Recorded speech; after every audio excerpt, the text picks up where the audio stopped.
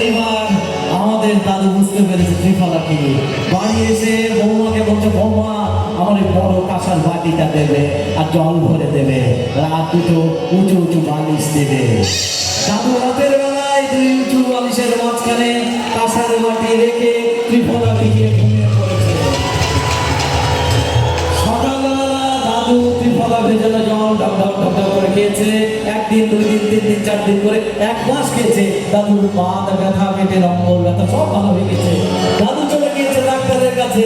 Doctor সাহেব, ও doctor সাহেব, আপনার ওষুধ খেয়ে তো আমার সব ভালো হয়ে গেছে, কিন্তু একটা সমস্যা হয়েছে। ডাক্তার বলছে, কি সমস্যা? বলছে, আমার ত্রিফলা যে 1 ফলা হয়ে গেছে।